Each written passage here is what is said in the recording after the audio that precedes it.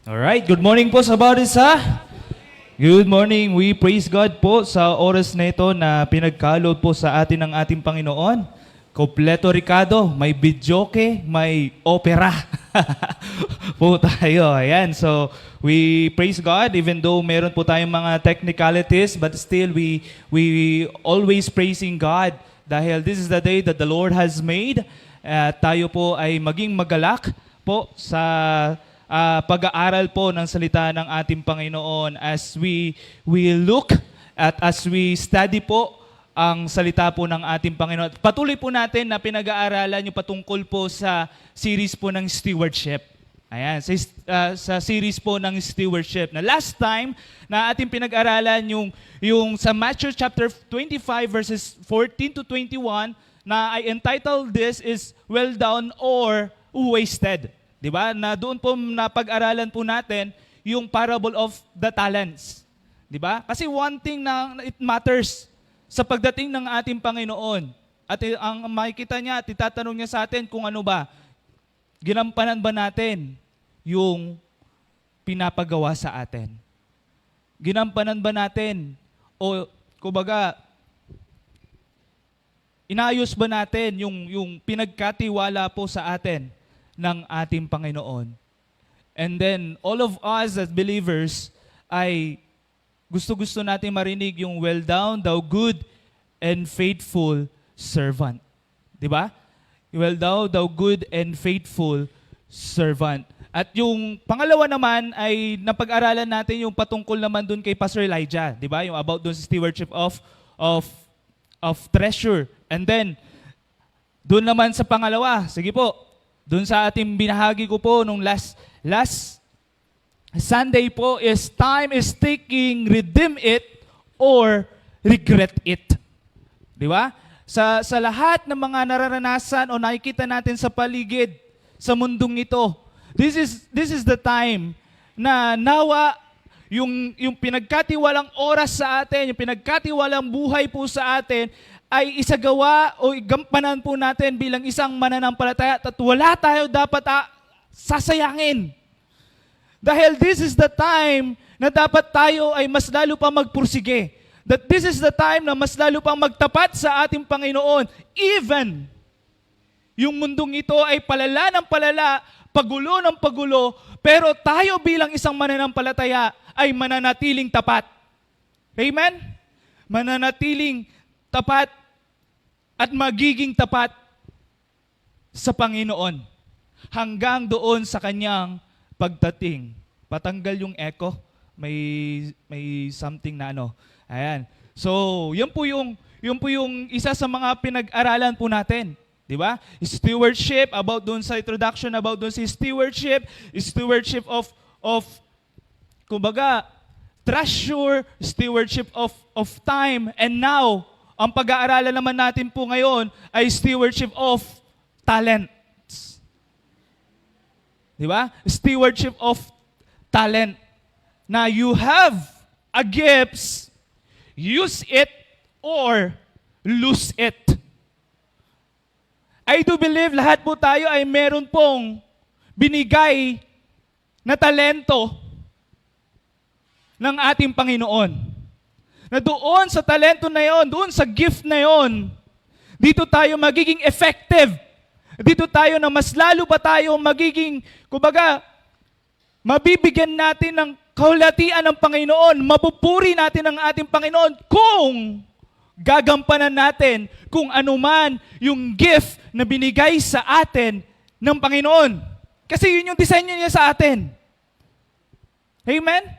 Yun po yung disenyo niya po sa atin. At alam niya kung saan tayo maging kagamit-gamit. Alam niya kung saan tayo maging effective na dapat tayo bilang isang mananampalataya gampanan natin.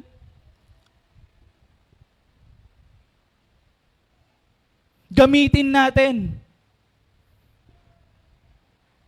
yung kalakasan natin, yung talento natin, yung oras natin, yung kayamanan natin, ay gamitin natin sa Panginoon at sa kaulatian po ng Panginoon. Kaya nga po, sabi ko nga po, walang Kristiyano o anak ng Panginoon ay hindi binayaan ng Panginoon ng regalo, kundi lahat ng anak ng Diyos ay binayaan niya ng regalo. At ang regalong ito, kung saan tayo dapat kagamit-gamit. Amen? Kung saan po tayo kagamit-gamit.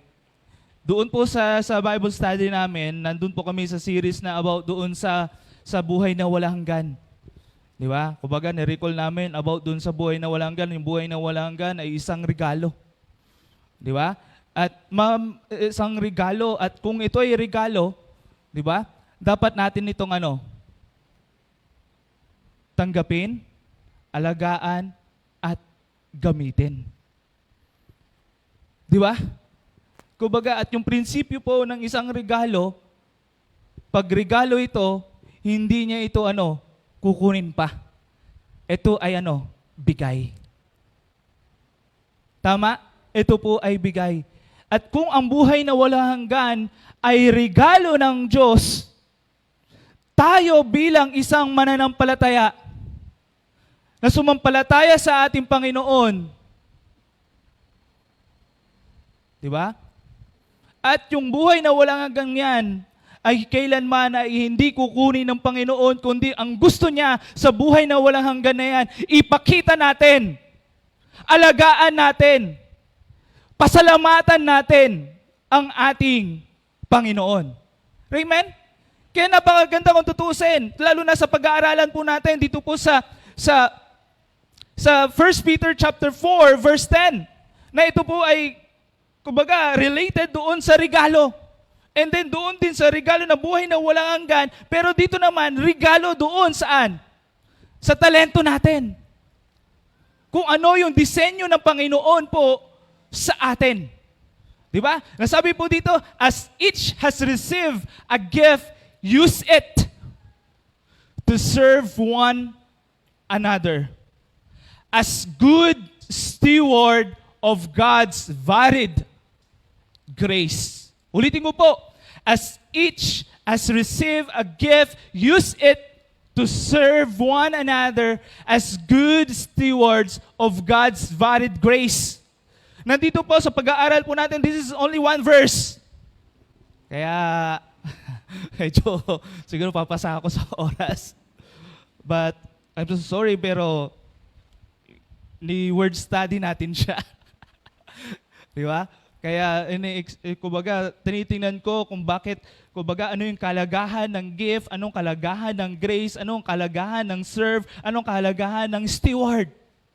Based doon sa salita ng Panginoon. Para mas lalo nating ma-appreciate yung talagang meaning niya at yung talagang gustong ipahiwatig ng author. But before that, tayo po muna po ay manalangin. Let us pray. Father, we would like to thank you, Lord, for this day na pinagkaloob niyo po sa amin.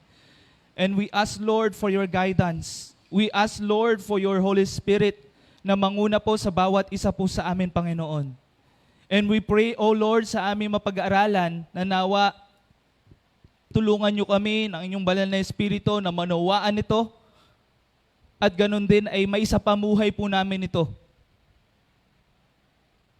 bilang inyong mga anak. At maipakita kung sino kayo sa buhay po namin, Panginoon. And we pray, Lord, sa inyong lingkod, gamitin niyo po ko bilang inyong instrumento na maging boses niyo upang may bahagi po ang gusto niyo pong ipahiwatig, upang ibahagi po ang inyong salita.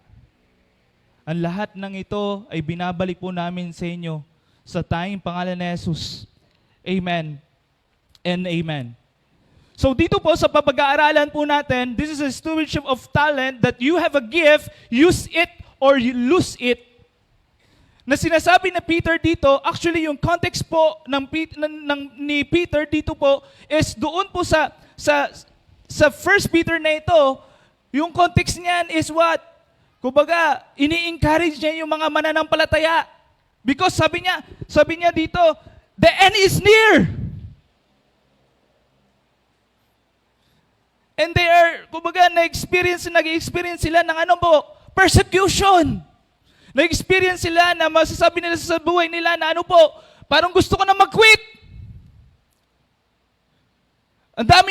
Marami nang gumugulo, marami na nagpa-persecute sa akin, marami na mga humahad lang sa atin. At pagulo ang mundo.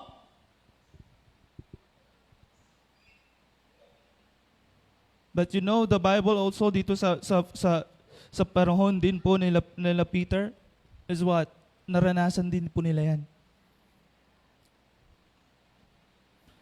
And si Apostle Peter, in-encourage siya yung mga mananampalataya, even they are experiencing persecution in their lives.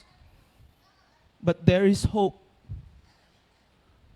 That doon sa suffering na kanilang nararanasan, ang tanging gagawin nila is ipakita yung kahalatian ng Panginoon.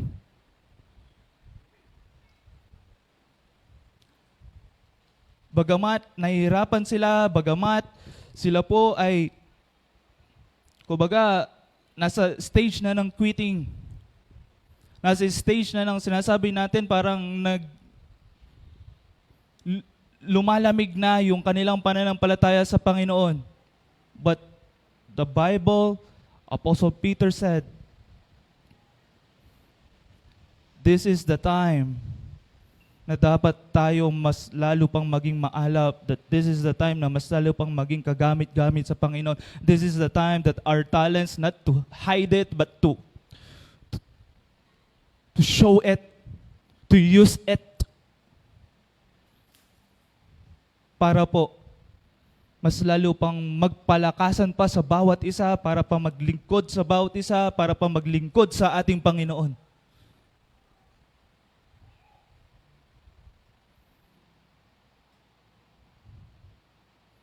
At sa mga talento na pinagkaloob po sa ating Panginoon, ng ating Panginoon sa atin, magamit natin sa kahalatian niya.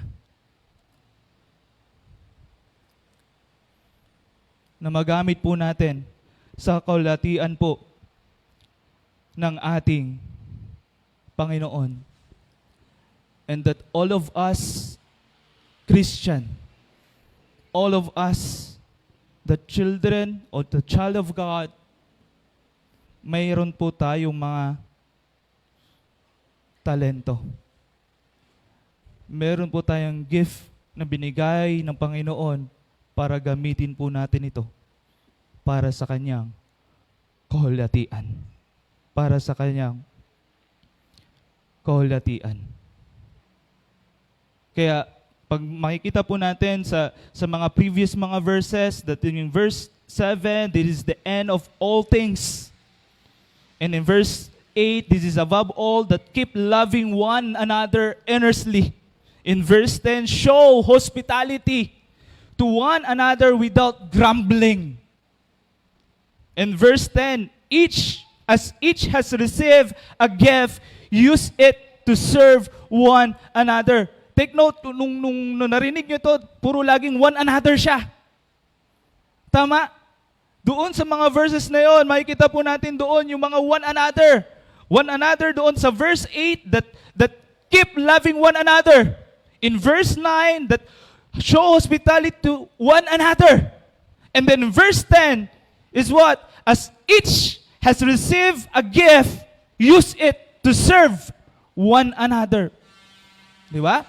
Kaya yung talento natin, hindi ito yung sinasabi natin para ipagmayabang natin na para iangat yung sarili natin. Kundi kung ano man yung gift na binigay po sa atin ng ating Panginoon, yung talento na binigay po sa atin ng ating Panginoon, hindi para itaas yung sarili natin, para hindi, kumbaga, i-condemn yung iba na mas magaling tayo sa kanila, kundi ang mga talento neto, itong mga gift neto, is what?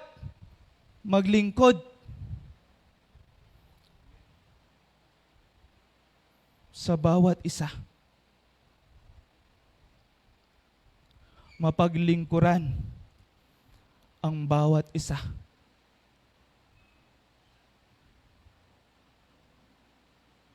Hindi po tayo nandirito para tayo po ay paglingkuran. Nandito po tayo. Niligtas tayo ng ating Panginoon para tayo po ay maglingkod. Una sa Diyos, maglingkod sa kapwa po natin. Kaya yung mga nakaraan, di ba? We are saved what? To serve. We are not to be saved na para tayo ay ano po? To be served. But we are saved to serve.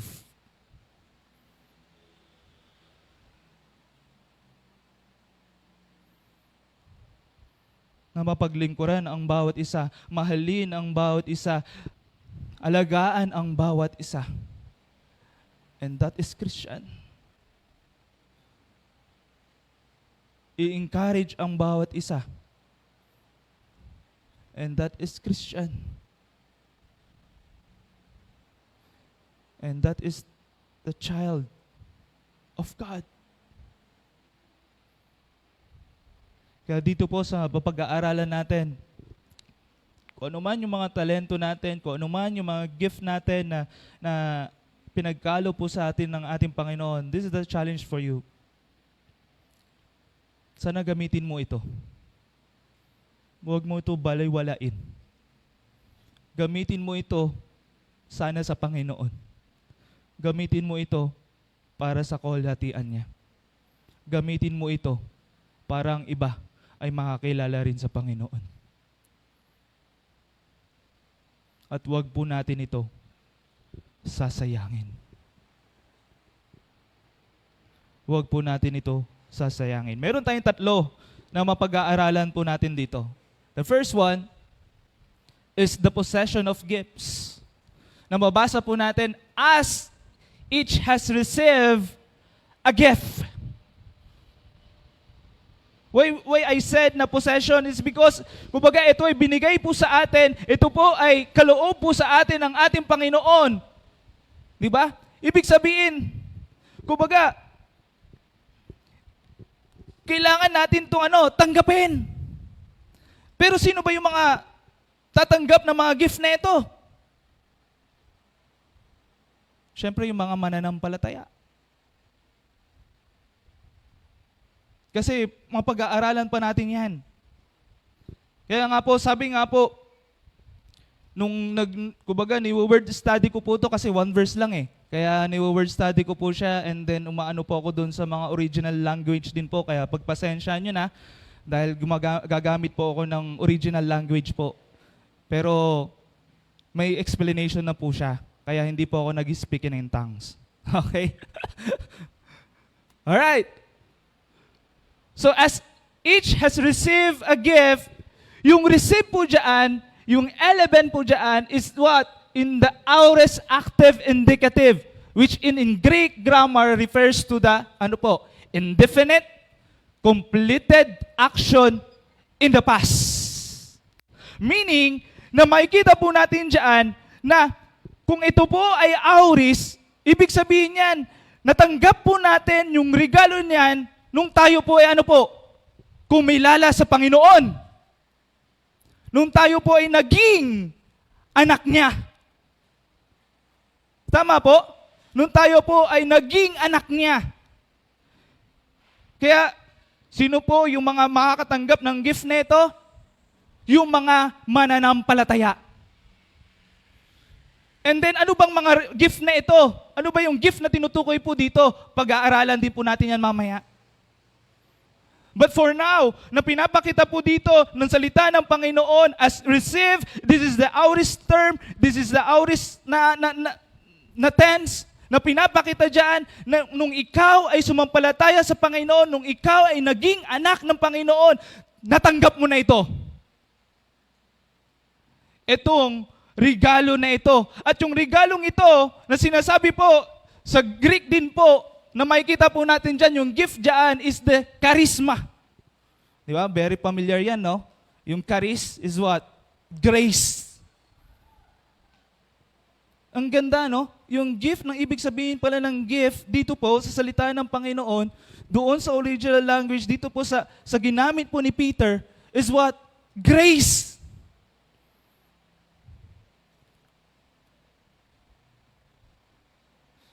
Buruin mo,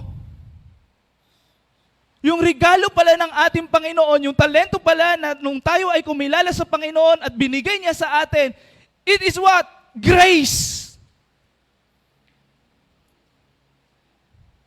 Tama? It is what? Grace.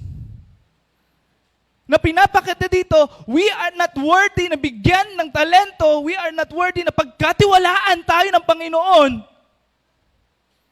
Pero binigay niya. And that's grace. That's why yung charisma, literally a grace gift. That we are not worthy, pero binigay po sa atin ito. Pinagkatiwala po sa atin ito ng Diyos.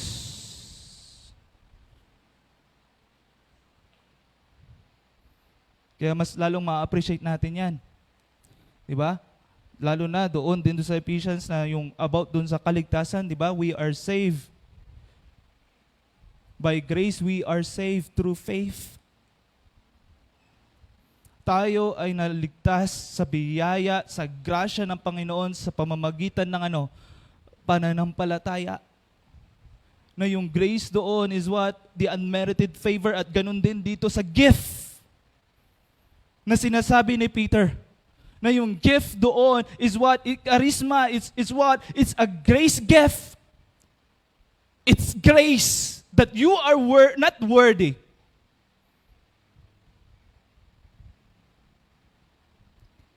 Pero pinagkatiwalaan niya tayo ng bagay na ito.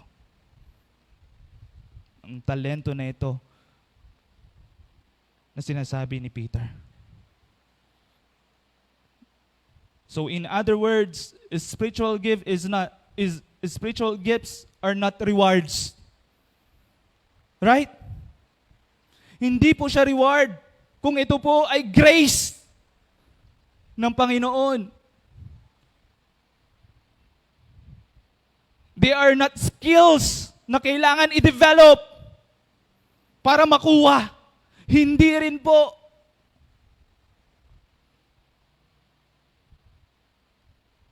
It is a divine gift ng Diyos sa atin. A divine grace gift ng ating Diyos sa atin. Hindi po siya reward na dahil tayo ay mabait. Hindi po.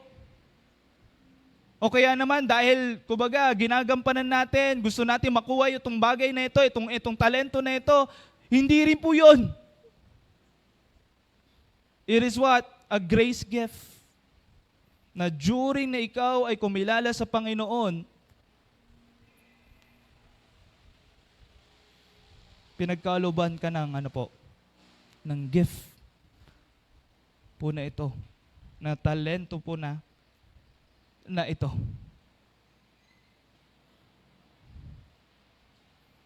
Kaya as has received, diba? Take note. Kaya sinabi niya, as has received. Hindi po ito ibig sabihin na not some. Hindi po sinabi some. Hindi rin po sinabi na yung mga leaders lamang. Hindi rin po sinabi doon yung mga matured lamang ang makakatanggap na ito, kundi during na ikaw ay kumilala sa Panginoon, na ikaw po ay, kumbaga, na kay Kristo na, natanggap po na natin yan. Natanggap na po natin yan. Kaya ang ganda, no? Ang ganda ng meaning ng gift na sinabi at ginamit po dito ni Peter. Charisma. Charis. It is what? Grace. It is grace. Kung titingnan po natin sa word study, yung mga gift po doon, na yung meaning din po doon is charis. Tulad po sa Romans 12:6, na having gifts, charismata, that differ according to the grace given to us, let us use them. Kung titingnan nyo po doon sa Romans 12 na yan, mga previous mga verses na yan, nandun po yung mga spiritual gift. na titingnan po natin. Na ito po yung sinasabi po ni Apostle Peter na dapat nating gamitin. Na ganun din ni Apostle Paul dito po sa Romans 12 na ito na dapat din nating gamitin. Kaya sabi niya, use them. Ano pa? In 1 Corinthians chapter 12:4, now there are the varieties of gifts. Ano ulit yun? Charismata. It is grace. But the same Spirit. Ano po yung mga yan? Doon sa mga gifts na yan. Ayan po. In Romans 12:6-8, nandyan po yung prophecy, nandyan po yung serving, nandyan po yung teaching, nandyan po yung encouraging, nandyan po yung giving, nandyan yung leading and showing mercy na sinasabi ni Apostle Paul na kailangan natin itong gamitin. Ano pa? Sa 1 Corinthians naman, nandyan po yung wisdom, nandyan yung knowledge, nandyan yung faith, nandyan yung healing, nandyan yung miracles, nandyan yung prophecy, nandyan yung discernment, nandyan yung tongues and interpretation. And dito po sa tongues and interpretation, diba? Na sinabi niya po doon sa Corinthians na ito, diba? Yung mga bagay na nagsasabi na they are speaking in tongues, the heavenly language kuno, sabi nila. But the Bible also, sabi ni Paul, kailangan dapat ma-interpret na to.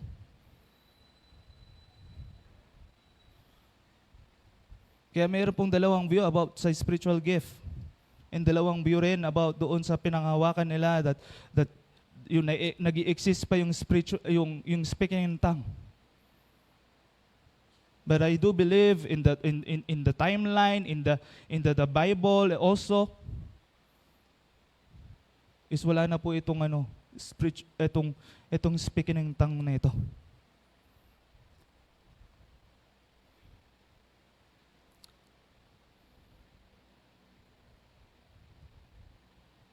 Kaya ito po yung mga spiritual gift dun sa mga yung gift, yung charis, na hindi po ito reward, hindi po ito ino-obtain, kundi ito po ay binigay ng Panginoon sa atin, na dapat nating gamitin.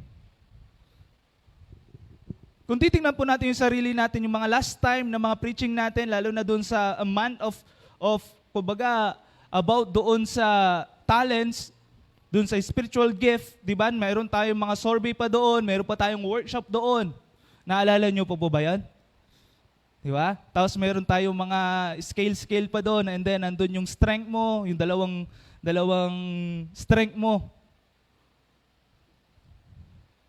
Na sa mga bagay na ito, ikaw ba ay nagsiserve, ikaw ba ay nagpa-prophecy, ikaw ba ay nagti-teaching, ikaw ba ay nag-i-encourage, ikaw ba ay nagbibigay, o ikaw ba ay, kumbaga, nagli-lead, o, kumbaga, maawain.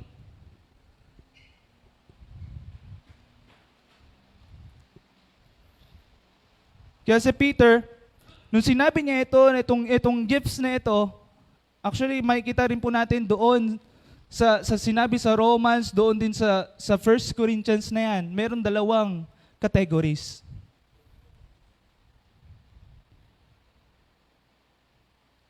Na about doon sa gift na yon. About doon, una is about the speaking gifts. Nandyan yung teaching, nandyan yung preaching, nandyan yung exhortation, nandyan yung prophecy, and marami pang iba. And then pangalawa, yung serving gifts. Nandyan yung helping, administration, mercy and hospitality, and generosity.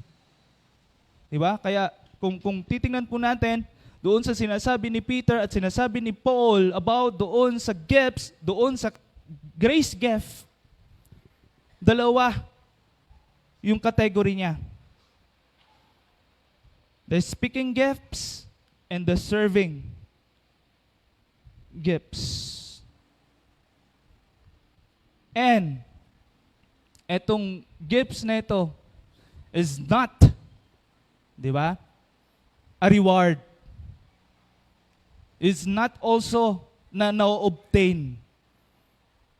Kaya nga sabi niya, as he received.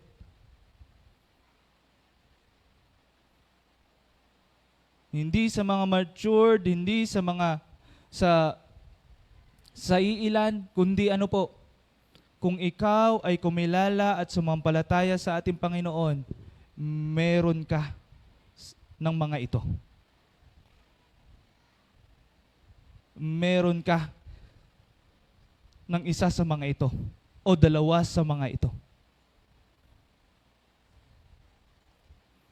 At hindi po yan reward. At hindi rin po yan na kukuha. Ito po ay binigay sa atin. Ito po ay binigay po sa atin. Kaya principle po na makikita po natin, no believer is giftless. No believer is giftless. Pag sinasabi natin na wala tayong bagay na ito, wala tayong talento ng bagay na ito, magtaka ka. Baka hindi mo pa talaga ikaw ay sumampalataya sa Panginoon. Baka wala pa si Kristo sa buhay mo. That's why I do believe that every believers, every Christian, every child of God, meron pong regalo. Meron pong talento na binigay po sa atin ng Panginoon para gamitin natin para sa kaulatian ng Panginoon. Amen? Para po sa kaulatian po ng Panginoon. Pangalawa, hindi lamang dun sa possession of gifts, pangalawa po is the purpose, yung layunin ng gifts po na ito. Kaya sabi niya, use it to serve one another. Anong layunin niya? Use it to serve one another. Na itong regalo na ito na binigay sa atin ng Panginoon during na tayo ay kumilala sa Panginoon,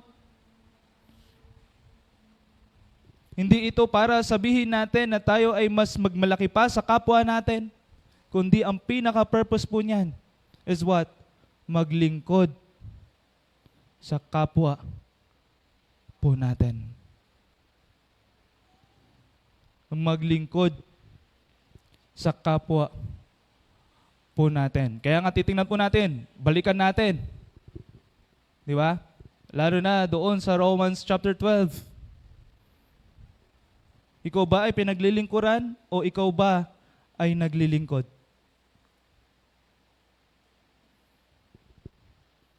Ikaw ba ay nagtuturo o ikaw ba ay tinuturuan pa? Ikaw ba ay nag-i-encourage o ikaw pa yung nagdi-discourage? Ikaw ba yung nagbibigay o ikaw pa yung tumatanggap? Ikaw ba ay naglilid, nangunguna, o ikaw pa yung ayaw ng mga responsibilidad, ayaw ng mga opportunity na maglingkod, na manguna sa gawain ng Panginoon? O ikaw ba yung madaling maawa? O baka naman hindi madaling magpatawad?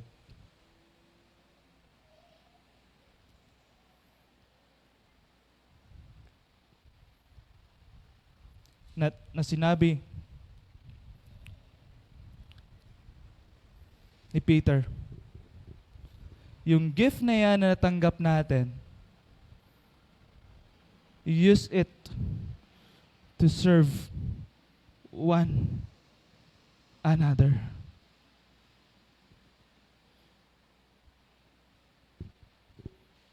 Na mapaglingkuran ang kapwa po natin. Malinaw, di ba? Kaya nga doon sa mga previous verses ng verse na ito, nandun yung loving one another, nandun yung, kumbaga, mag-show ng hospitality in one another. And now, sabi niya, use them in one another, to one another. Kaya, makikita po natin, ano ba yung serve? In the Greek word translated serve is diakoneo, from which we get the English word deacon. Grabe ano? It literally means to wait on tables to attend, To attend to needs or to minister. Napakaganda yung meaning po ng diakono. Yung mga deacons, yung deacon. Na yung meaning doon is what? Siya po yung helper. Siya po yung, kumbaga, pumupuno sa gawain ng Panginoon. Did you know that? Kaya nga sabi diyan, yung serve doon, yung meaning po doon is what? Diakoneo. In English, deacon. Sa ibang translation, serve. Naglilingkod. Hindi pinaglilingkuran. Pumupuno. Hindi nagpupuna. Yan po yung deacon. Kaya nga doon po sa session namin doon po sa pinuntahan namin about Jesus in Jersey, one of yung session namin is about deaconship. And ito yung isa sa mga tinuro niya. You know why the church is always dividing? It's because merong bad deacon. Kaya sabi niya, why yung pastor manalangin na dapat manalangin ng good deacon? Na siya yung magiging katuwang niya, na siya yung magiging kasama niya na maglingkod sa Panginoon, yung pumupuno ng gawain ng Panginoon, hindi yung nagpupuna ng gawain ng Panginoon.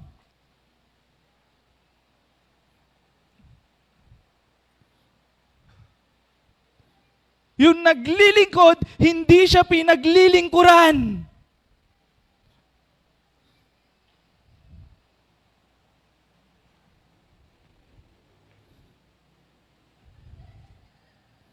Kaya sabi nga ng mga pastor doon sa Laguna nung pumunta po ako sa Jesus in Jersey, and yun yung isa sa session namin. And then sabi nila,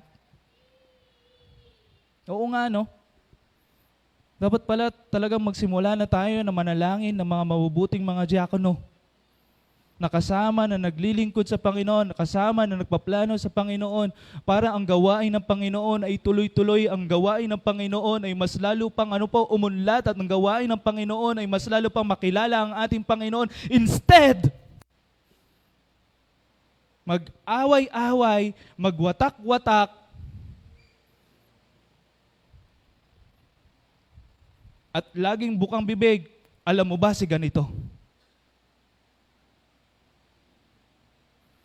And that's not a deacon. And that's wicked.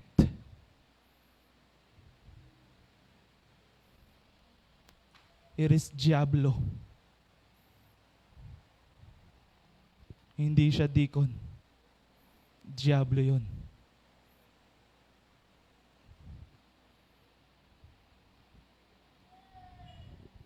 Kaya maganda yung sinabi po ni Peter dito about doon to use it to serve one another. Na yung serve doon is katumbas ng pagiging diakono.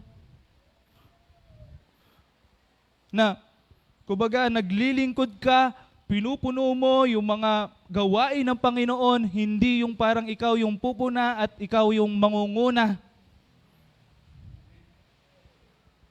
Ang gusto natin is what? Tayo yung mapaglingkuran. And that is not a true service.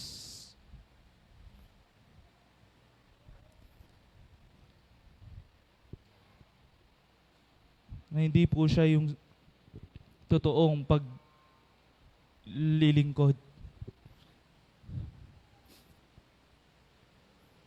Kita ulit naman natin dito sa mga word study at doon din po sa ginamit din na about doon sa serve. Sa bilang isang diakono, di ba? In Mark 10:45, sinabi ng ating Panginoon, "For even the Son of Man came not to be served, but to serve." Di ba? Mismo ang ating Panginoon yung nagsabi niyan. Na maglingkod and to give His life as a ransom for many. Tingnan niyo po. Grabe yung paggamit niya doon sa serve na yon. At kung titingnan natin doon sa New Testament, doon sa word study at doon sa kumbaga sila ay magkakaparehas. Hindi siya napunta dito para siya ay mapaglingkuran. Pumunta siya dito para maglingkod. Ano? Para maglingkod at ibigay niya yung buhay niya.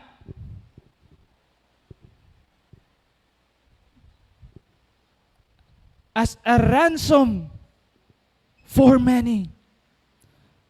Meaning yung paglilingkod niya, kahit ang buhay niya, ibibigay niya. Yan po ang ibig sabihin niyan. Yun din yung ibig sabihin din po ng sinasabi ni Peter. Na doon sa tinanggap natin na regalo ng galing sa Panginoon nung tayo ay kumilala sa Kanya, sumampalataya sa Kanya, at sinabi ni Peter, use it to serve one another, na maglingkod kahit ang buhay pa natin ang kapalit. Paglingkuran natin yung kapwa natin. Ito naman yung sabi naman ni Martha. Yung maling paggamit. Di ba? Kay Jesus Christ, and then doon po kay Martha, sa Luke 10:40. But Martha was distracted with much serving, and she went up to him and said, Lord, do you not care that my sister has left me to serve alone? Tell her then to help me. Dito makikita natin kung tutuusin, yung ginawa po ni Martha is okay kung tutuusin. Tama? Naglingkod siya sa ating Panginoon, naglingkod siya sa mga bisita niya. Kumbaga, in-entertain niya lahat, in-accommodate niya lahat. Tama? Maganda. Pero, naging mali lang yun dahil yung thinking niya, yung personality niya, yung behavior niya, na ang paglilingkod niya para itaas yung sarili niya. Para mapansin siya. Hindi po yun ang tunay na paglilingkod. Kaya sabi nga, yung nangyari kay Martha, di ba? Maganda ang ginawa niya. Pero yung puso niya, yung attitude niya, yung thinking niya, para mapansin siya. And then, nung nakita niya na parang hindi naman siya pinapansin, lumapit siya sa Panginoon. Tama? Naintindihan niya yung concept kung bakit ganon si Martha? At kung bakit yun yung sinabi niya sa ating Panginoon? Na sinabi niya doon, she went up to him and said, Lord, do you not care? Gawa ako ng gawa dito.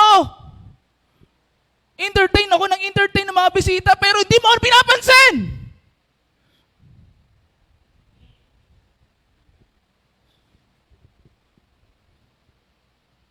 And then sinabi niya, that my sister has left me to serve alone. Biro mo, nanisi pa ng iba. Nagturo pa ng iba. Nagkumpara pa ng iba. Ang paglilingkod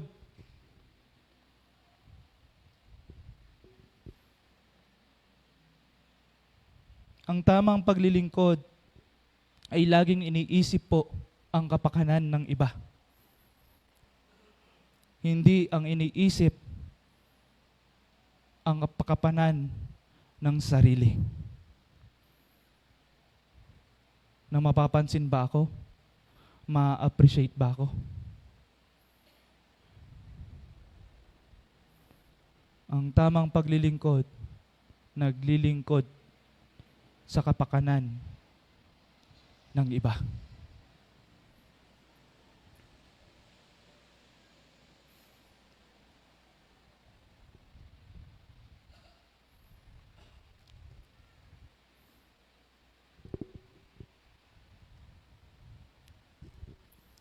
Kaya nga sabi nga dun sa Acts 6, di ba? Nandyan po yung word din na deacons. Yun yung pinili niya, yung mga disipulo, pinili niya yung 7 na mga deacons. And then para ano po, sila ay pumuno ng gawain ng Panginoon. And then nung sila ay ginampanan nila yung pagiging deacon nila, yung pagiging helper nila, mas lalo pang naging maunlad. Mas lalo pang marami ang nadisipulo. Diyan po yan sa Acts 6. At marami ang kumilala pa sa Panginoon. Kaya principle na makikita po natin dito, spiritual gifts are not for self-exaltation, but for mutual edification. Spiritual gifts are not for self-exaltation, but for mutual edification. Yan po ang spiritual gift. Yan po ang layunin ng spiritual gift. To edify one another, to unite one another, to love one another, to accommodate one another, to serve one another, to encourage one another, to pray one another, lahat na namang one another na mababasa pa natin sa Bible.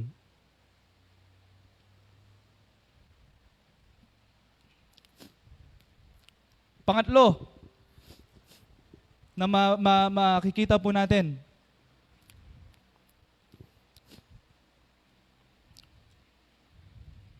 dito po, sa salita din po ng ating Panginoon,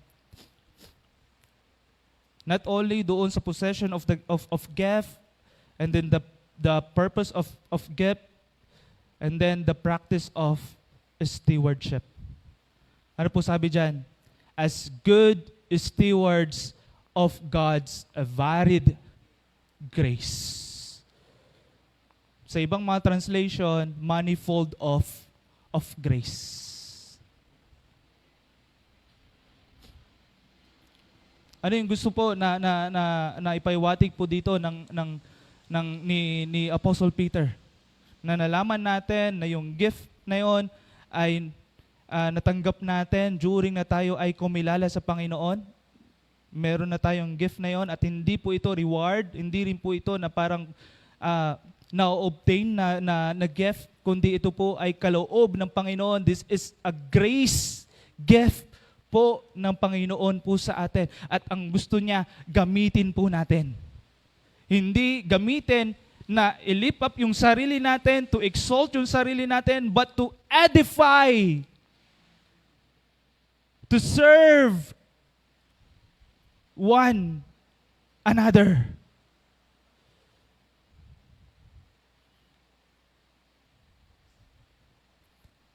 Kaya it teach us what?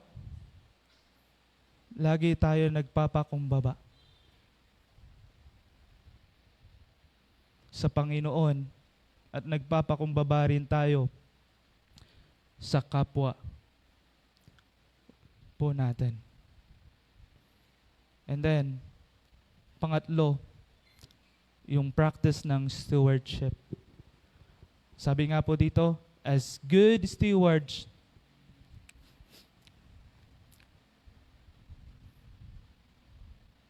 of God's varied grace. Dito po, kumbaga, sinundan ni Apostle Peter yung exhortation na ito about doon po sa role po ng steward. Di ba? Doon po sa role po ng steward. Ano nga ba yung steward? Di ba? Ano nga ba yung ibig sabihin ng steward? Na doon na makikita po natin, doon sa original language din, is what? Steward is oikonomos, which comes from oikos, house, and nomos, law or management. It refers to a household manager, not the owner, but someone entrusted with oversight of the master's resources. Di ba? Doon po ang ibig sabihin po, dalawa ang pinagkuhanan ng word. Yung oikos, tsaka yung ano po, nomos. Yung oikos is like the house, yung nomos is like what? Management. Di ba? Kaya doon sa meaning ng steward is what? Yun nga po, kumbaga, pinagkatiwalaan ka.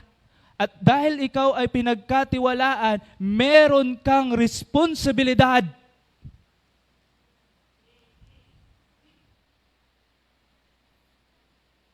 Doon sa bagay na pinagkatiwala sa iyo,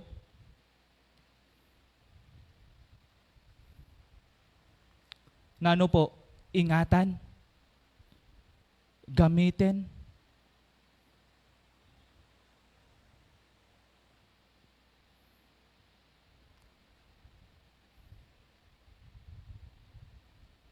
yung pinagkatiwala ng master, ng boss natin, at nung kung ano-ano pa, at kung sino-sino pa. Kaya, we are what? Kumbaga, parang tayo manager ng isang bagay. Di ba? Tayo ay isang manager ng isang bagay. Di ba? Parang sa company, mayroong mga manager at mayroong mga departments yan. And sa bawat departments, mayroong mga kanya-kanyang mga manager.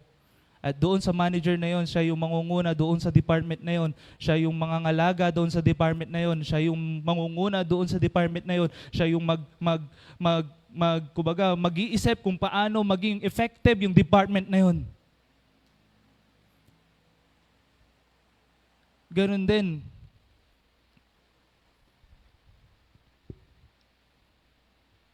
Dito, sa ibig sabihin ng steward, pinagkatiwalaan ka, at dahil ikaw ay pinagkatiwalaan, meron kang responsibilidad na i-manage ito. Meron tayong responsibilidad na gamitin ito. Meron tayong responsibilidad na maging, kumbaga, alagaan po ito. But,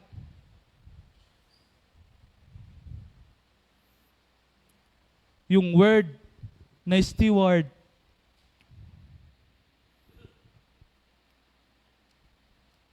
ang tinuturo ng steward is what? Ikaw ay pinagkatiwalaan.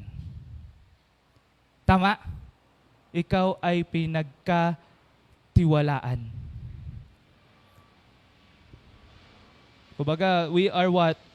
Entrusted.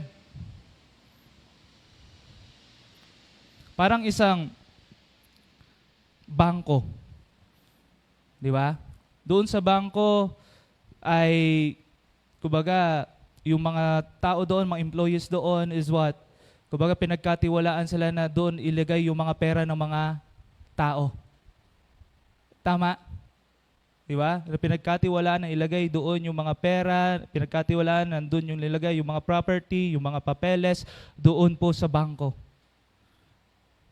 Di ba? At doon sa bangko ngayon, ang ginagawa nila, kailangan maproteksyonan ito. At doon din sa bangko is dapat yung pera na yon, hindi siya natutulog, kundi ginagamit nila para mag-increase na mag-increase na mag-increase. Kaya mayroong mga time deposit pa. Tama? Hindi siya natutulog. At binibigyan nila ng protection ito. Na hindi ito mananakaw. Pero, kung yung mga empleyado na ito doon sa perang yon, na pinagkatiwalaan sila sa mga pera na yon, sa mga property na yon, di ba? And then ang thinking nila is sa kanila. Matinding yan? Matinding gulo po yan. Makakasuhan pa sila. Tama?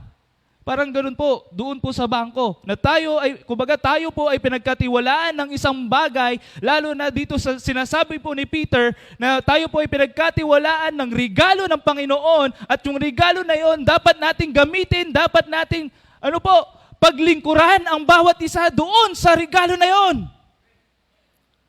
Kung ikaw ba ay, magaling ka na mag-encourage, ikaw magaling mag-evangelize, ikaw ba ay magaling magbigay, ikaw ba ay, maunawain ka, o helper ka, matulungin ka, gamitin mo yan. O mangunguna sa isang bagay, sa isang mga task, gamitin po yan. Para hindi dahil para itaas yung sarili mo, kundi mapaglingkuran una ang Diyos at mapaglingkuran ang kapwa po natin. Para yung lahat ng mga nasa paligid po natin kasama na naglilingkod at kumikilala sa Panginoon. Pero sabi nga po dito, hindi lamang siya common steward. Tama? Hindi lang po siya common steward. Sabi niya, as good steward. Meaning, as a faithful steward. Tapat. May integridad. Na steward. Kaya nga doon po sa parable of the talents, di ba? Pinagkatiwalaan niya yung 3 servants niya, and then yung isa binigyan niya ng 5, yung isa binigyan niya ng 2, yung isa binigyan niya ng 1. And then yung 2 servants niya, yung 5, ginamit niya ito para lumaki pa, dumami pa. Ganon din doon sa 2. Pero yung isa, ang ginawa niya, tinago lang ito. At ano ang sinabi ng master nung dumating? Doon sa 2, well thou good and faithful servant.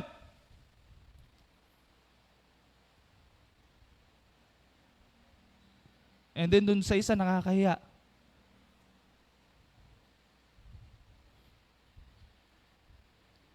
Kaya dito po, nung natanggap natin yung regalo ng Panginoon, nung tayo ay kumilala sa Kanya, at gamitin natin ito para sa paglilingkod sa kapwa po natin, as what?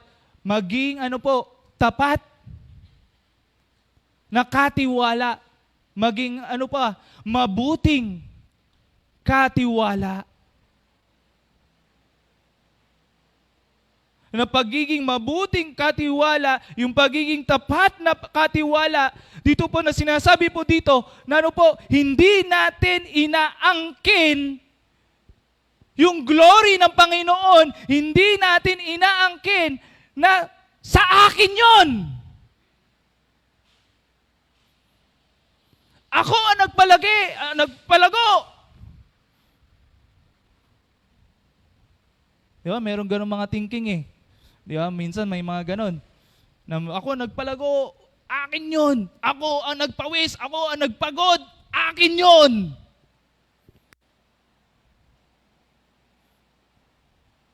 Mali pala yung ganung mga thinking.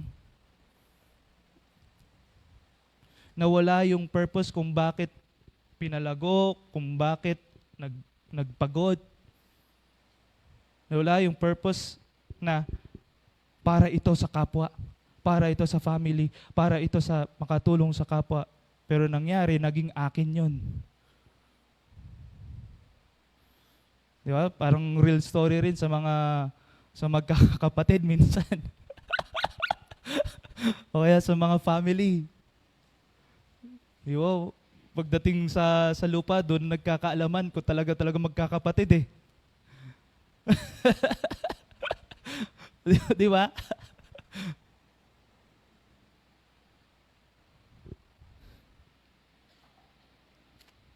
Kaya yung pagiging tapat na steward is not, we are entrusted sa isang bagay. And we are not what? Entitled doon sa bagay na yon.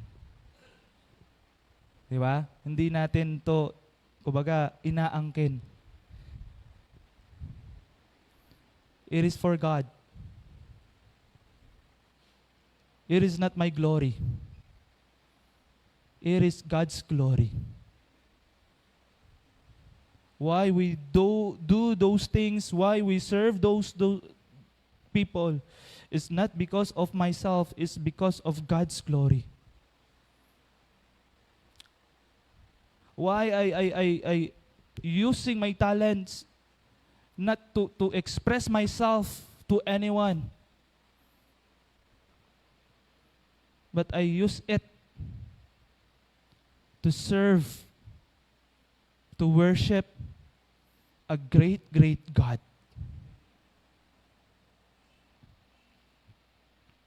Ng buhay po natin. Kaya sabi niya nga, as a good stewards of God's varied grace, we are the manager. Not just a common, ordinary manager, not an ordinary steward. We are what? A good steward, a faithful steward. In what? Of God's varied grace. Of God manifold of grace. Na pinapakita yung grasya ng Panginoon sa maraming aspeto ng buhay, sa maraming aspeto ng pamumuhay. Na yung grasya ng Panginoon nagtuturo sa atin magpakumbaba. At yung grasya ng Panginoon nagtuturo sa atin, we are unworthy pero binigay sa atin ng Panginoon. Kaya tayo ay magpakumbaba. At huwag natin ito sayangin. At huwag po natin ito sayangin. Kaya yung idea na ito is what? You don't own the gift. God does. You don't earn the gift. God gave it.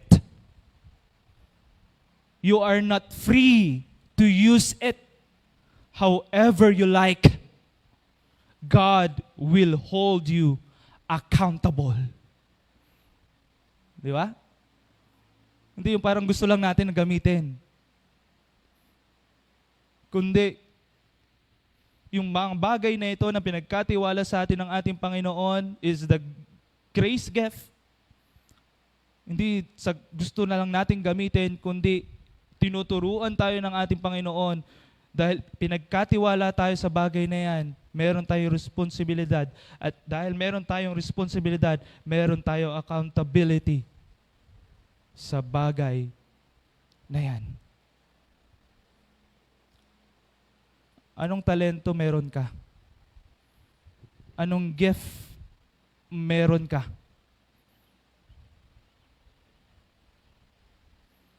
Ginagamit mo ba ito sa pangsariling kapakanan? O gagamitin natin ito sa kapakanan ng iba? At para sa kaulatian ng Diyos. Ng mga bagay na ito, pinagkatiwalaan tayo ng Panginoon. At kailanman, hindi dapat natin ito aangkinin. Amen? Hindi po natin ito aangkinin.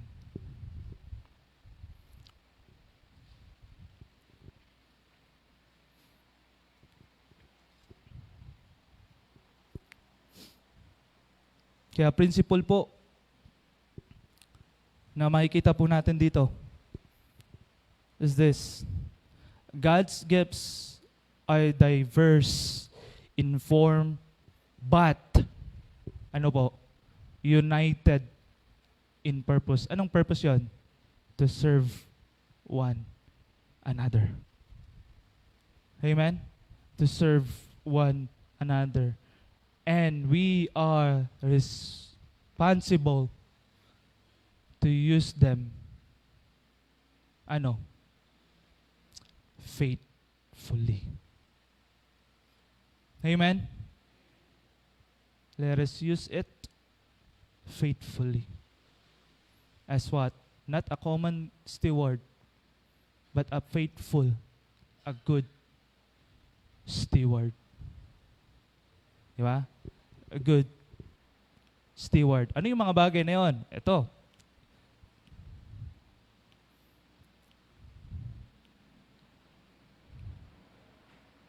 Meron ka ba ng mga bagay na ito?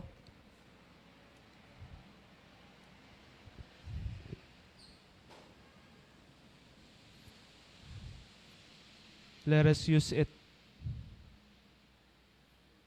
faithfully.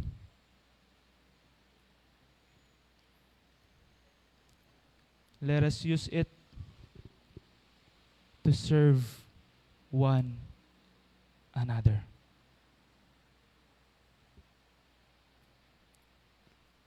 Kaya yan po yung manifold of grace. Yan po yung gifts na tinutukoy po ni Apostle Peter. Yung tinutukoy po ni Apostle Paul. Yan yung the varied of grace. The manifold grace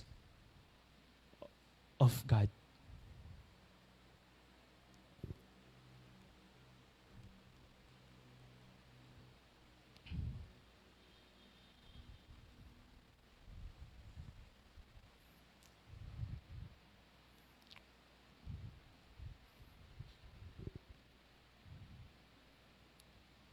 Ang Panginoon, kilala niya tayo.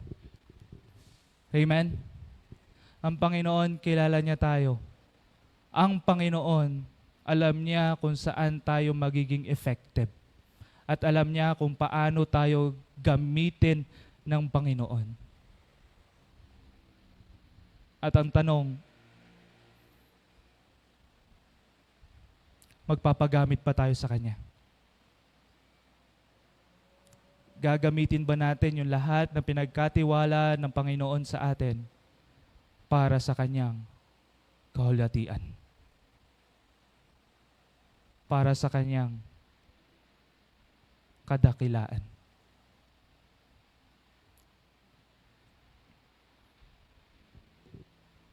Kaya si Apostle Paul, Apostle Peter, tinuruan niya tayo about doon sa possession of gift, na ang lahat ng mga mananampalataya ay merong gift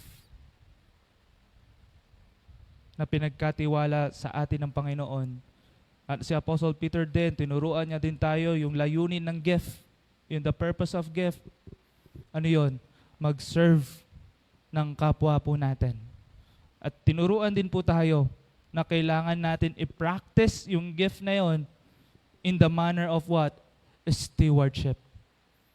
Pero hindi a common na pagiging steward, pero a good steward. A faithful steward. Gaya nga na lagi nating inuulit. Di ba? Gustong-gusto natin sa pagdating ng Panginoon, sabihin sa atin, well thou good and faithful servant. Amen? Well thou good and faithful servant. Minsan nasasabi natin na maliit. Parang maliit lang yung ginagawa natin. Parang maliit lang naman yung papel ko kung tutuusin. But you know, your gift may seem small, but in God's hands, it can make a big difference. So step forward. Discover it. Develop it. Deploy it. When you're faithful with your gift, you reflect, ano po yun? The grace of the giver. Honor the body of Christ. And bring glory. Kaninong pangalan? Sa ating Panginoong Hesukristo. Amen? Sa ating Panginoong Hesukristo. That I hope and I pray na yung regalong yan na binigay sa atin ng Panginoon, let us use it, not to lose it. Amen? Not to lose it. Tayo po ay manalangin. Let us pray, Father, salamat po muli sa oras na ito na pinagkaloob niyo po sa amin. And we are so thankful, O Lord, for this time na binigay niyo po sa bawat isa na kami po ay makapag samba po sa inyo, Panginoon. Makasama ang bawat isa. Umawit ng papuri at pasasalamat sa inyo at ganoon din mapag-aralan ang inyong salita. We pray, Lord, na nawa ay ma-apply po namin ito, may sa pamuhay po namin ito. Dahil kami po ay inyong mga anak. At dahil kami inyong mga anak, Panginoon, pinagkatiwalaan niyo po kami ng regalong ito. At itong regalo na ito, nawa ay magamit po namin, hindi para itaas ang sarili namin, kundi itaas, isipin ang kapakanan ng iba. At maglingkod, una sa inyo, at sa kapwa po namin. Salamat po muli sa oras na ito, sa tayong pangalan ni Jesus. Amen and amen. So meron po tayong discussion questions po dyan. So I give you 10 minutes na i-discuss yung mga natutunan natin related po doon sa ating napag-aralan. The first one, do you believe that you personally have a spiritual gift? Why or why not? And the second, in what ways are you currently using your gifts to serve others in the church, family, or workplace? Third, on a scale of 1 to 10, how would you rate your faithfulness as a steward of the gifts of God has given you? Why? And last, do I truly believe that we need each other's different gifts to fulfill God's mission as one body in Christ? So may apat po tayo na i-discuss at hanap po kayo ng mga partner at i-discuss po natin ito in related doon po sa ating napag-aralan. This is a sermon process. Sige po. 10 minutes lang po.